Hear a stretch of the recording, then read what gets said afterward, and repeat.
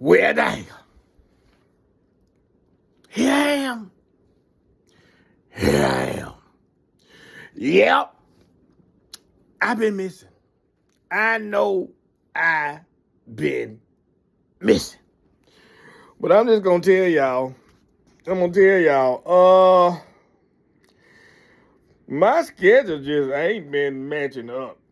Ooh, it just ain't been looking good for me. I ain't gonna lie to you.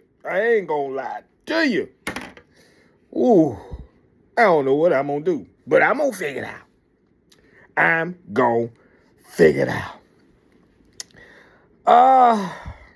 But look like this a good week for me to come back. Cause we'll talk about that in a minute. But anyway, all right, look like the Jackson State Alcorn next basketball game, I think it's on February 16th. So, Alcorn Midwinter Conference and Phi Beta Sigma State Conference. Same day. I don't know how that happened, but that what happened. Now,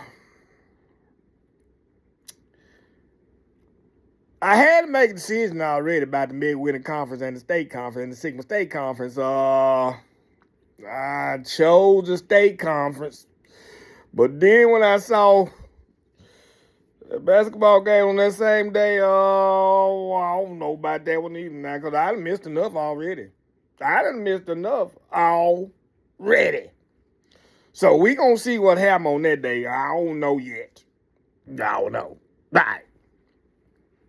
So let's talk about SWAC basketball. Whoa! I told you it was gonna be something special. Done started out something special. Let's talk about the ladies. Woo! Alcorn and Southern tied for first place at 4-1. That's what I'm talking about. Now, we saw them Southern girls right off. We saw them right off. Now, Lady Braves, I'm proud of you where you're sitting there. That's a great start. But don't get beside yourself, cause that one loss. I'm gonna tell you the truth to your face. Whew.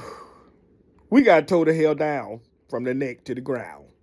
Now, I don't know how that happened, but it's just one game. But I'm just telling you, no, don't do that no more. Don't do that no more. All right, Alcorn TSU sitting at first place at 4-1. Now, take Southern Girl. They already got 4 wins, but they got 2 losses already. And if you look down the rest of the SWAC ladies, the worst you get is 3-3. That's what I'm talking about. All right, let's go to the men. I told you about the doggone BCU was going to be something. Just trying to tell you.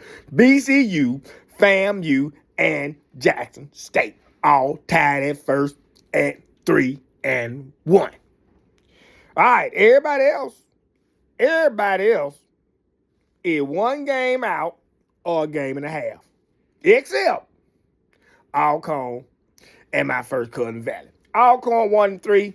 Talk about that in a minute. Alcorn 1-3. And Valley first cousin ain't busted grape yet. I don't know what it's about. I ain't seen them yet. I don't know what that's about. But come on. All right.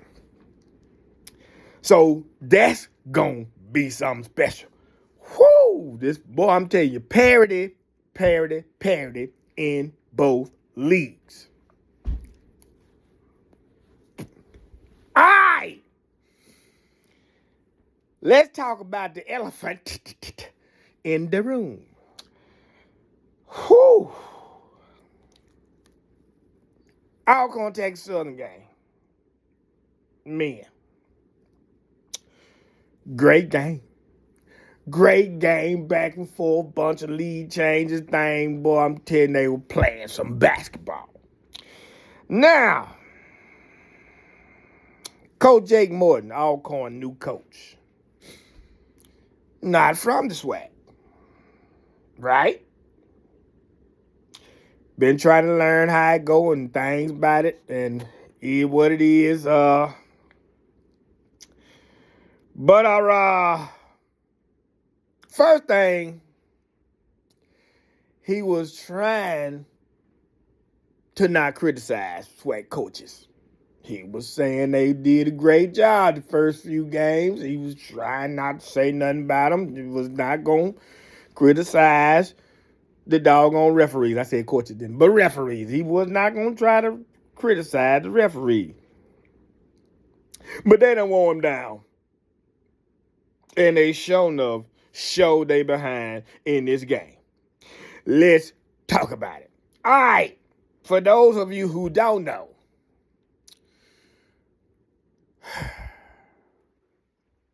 Alcorn was up by 1.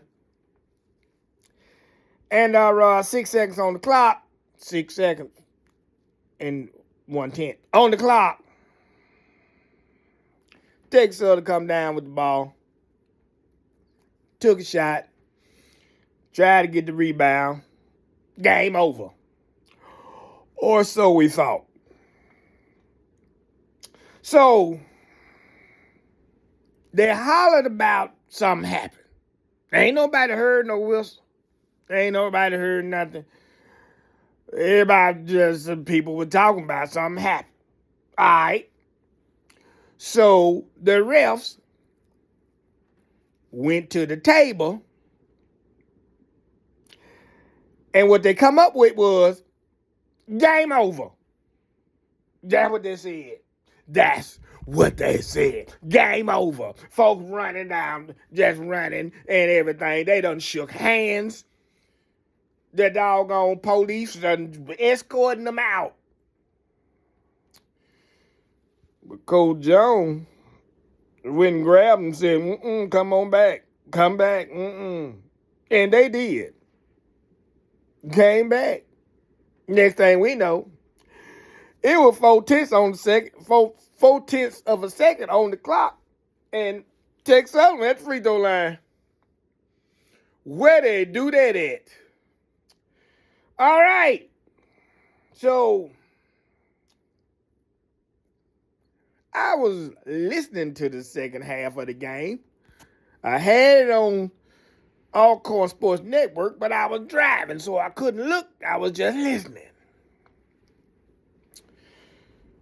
So when I got to the house, I put it back up. Saw it all over again. Now I'm looking at this foul that was supposed to be called. Now, they said the foul was on Lancaster 0. Y'all go put it up yourself if you want to. Now, first off, I ain't never in the history of ball playing ever known referee, officials, whatever you want to call them, declare game, it, and you come back and restart the game. I ain't never seen that before in my life. I ain't never seen it. Now, I done seen some players think the game over with, take off running and go all over the place and do all they want to do, but them officials say, game ain't over it. But I ain't never in my life seen somebody say, game over, and then come back and said, no, we just playing. Come back out, play some more. I ain't never seen that before. Now, the call in question didn't make it much better. I looked and looked and looked and looked.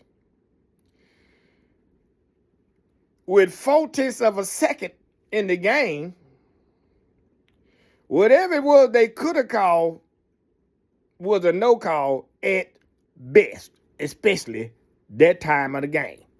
I already know, shut your mouth. Shut your mouth. Them folk gonna be talking about foul, no matter how many times, how much time on the clock. Lie. You know, if you know anything about sports, you know, waning moments of the game like that, you just gonna have to be something egregious to get a call. That's just what it is. That's just the way sports have been played ever. But this was one of them times.